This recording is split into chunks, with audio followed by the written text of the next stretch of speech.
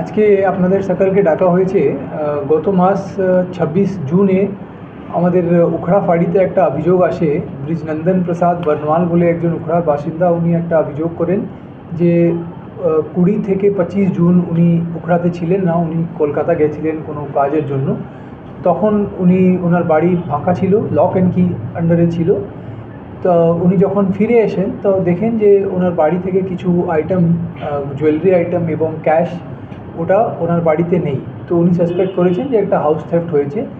উখড়া ফাঁড়িতে উনি একটা অভিযোগ জানান 26 জুনে। এইটা জানার পরই আমরা একটা কেস স্টার্ট করি, একটা তদন্ত স্টার্ট হয়। আমাদের পিএসআই সোমনাথ মিশ্রা আছেন, উনি একটা ভালোভাবে তদন্ত স্টার্ট করেন আইসি উখড়া ওনার আন্ডারে।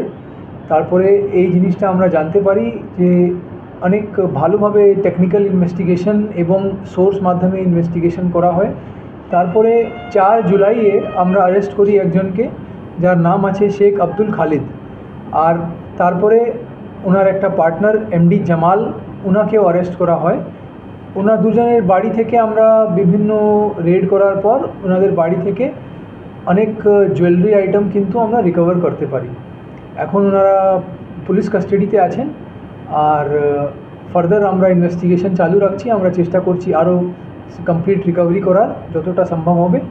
আর তারপরে সেরকম ইনভেস্টিগেশন প্রসিড করছি। একজনের বাড়ি আছে উখড়া শঙ্করপুরে আর একজনের বাড়ি আছে রানীগঞ্জে। ওটা আমরা এখন জানতে ইন্টারোগেশন করছি। এখন অবধি এটাই জানতে পেরেছি যে এই দুজনই রেকি করেছিল, ভালোভাবে দেখেছিল যে কোন বাড়ি ফাঁকা আছে, লক অ্যান্ড কি আছে, অনেক দিন ধরে হচ্ছে না।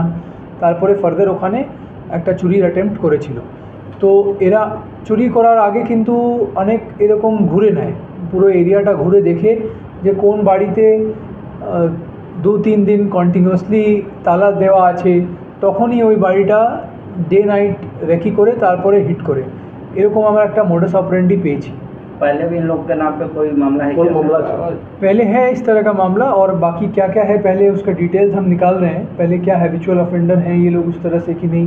अभी जो खबर मिला है वो ये है कि पिछले कुछ सालों में इनका इस तरह का अटैम्प्ट नहीं था, मगर ये जो जैसे ही अटैम्प्ट किया तो हमारे पास इनका सबका प्रोफाइल है। तो इस वजह से भी हमें बहुत सुविधा हुआ पता करने में कि किस तरह से किसने किया होगा और अक्यूज्ड कौन होगा ये पता करने में। কলিয়ারি এলাকায় প্রায়ই দেখা যায় কি বন্ধ ঘরে চুরির ঘটনা, এবারে আমরা হামেশাই দেখে আসছি, বারবার সামনে আসে। এই ধরনের যে সাফল্য, এরপরে কি ওইটাতে একটু রাস্তা দেওয়া যাবে বলে মনে হচ্ছে? দেখেন আমাদের অনেকটা এরিয়া সিসিটিভি কভারেজের আন্ডারে আছে এবং আমরা মানুষকে অনেকভাবে সচেতন করতে চাইছি যে হাউস থেফটের জন্য নিজেদের বাড়ি যখন ছেড়ে যায়, হয়তো লক অ্যান্ড কি করে যাচ্ছে, তাহলে ভ্যালুয়েবল আইটেম যদি কোনো সেফ জায়গায় রেখে যায়, সাপোজ কোনো আত্মীয়কে দিয়ে যায়, এটা একটা ভালো জিনিস, একটা প্রিকশনারি মেজার আছে। আর যদি ইন্টিমেশনও করে যেতে পারে থানাকে যে এরকম আমরা যাচ্ছি, সেটা একটা আলাদা জিনিস।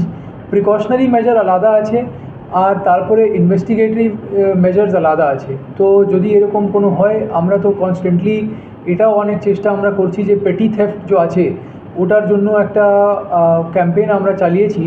আমরা যখন দেখতে পারি যে পেটি থেফট করার লোক আছে, হয়তো ছোটোখাটো কিছু নেশা করে, সেই জন্য ওই নেশার মধ্যে ওরা জানে না যে কীভাবে করছে কী করছে।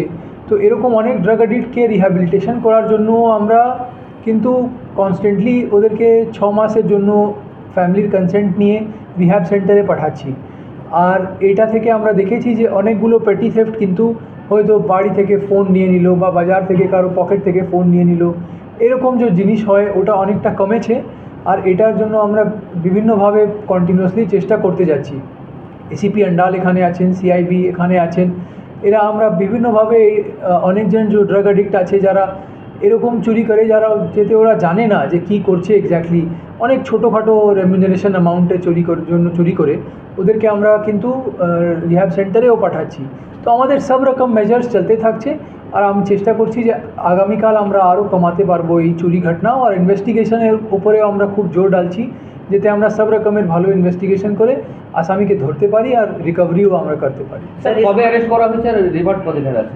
4 জুলাইতে প্রথম অ্যারেস্ট করা হয়েছিল, আজকে আবার রিমান্ড নেওয়া হয়েছে। আর ফার্দার যখন যাবেন তখন আমরা কোর্টকে প্রেয়ার করব রিমান্ড করার। কোর্টও রিমান্ড খুব মুশকিলে দেয়, ওরা যখন আমাদেরকে রিকভারি যখন নেই হয় তখন রিমান্ড আমরা পাই না, তো রিকভারি আমাদেরকে দেখিয়ে কোর্ট থেকে খুব প্রেয়ার করে প্লিড করে আমাদেরকে রিমান্ডে করতে হয় যাতে আমরা ইনভেস্টিগেশন ভালোভাবে প্রপারলি উইদিন টাइम फ्रेम कंप्लीट करते पारी। सर इस मामले में क्या 2 लोग ही क्राइम को मैं बोल चुका हूँ। अंजाम दिए थे कि कुछ और भी थे सर? बोल चुका हूँ मैं कि अभी 2 लोग पता चले हैं और बाकी अगर और कुछ होगा तो पता चल जाएगा रिमांड पीरियड में। ठीक है, थैंक यू।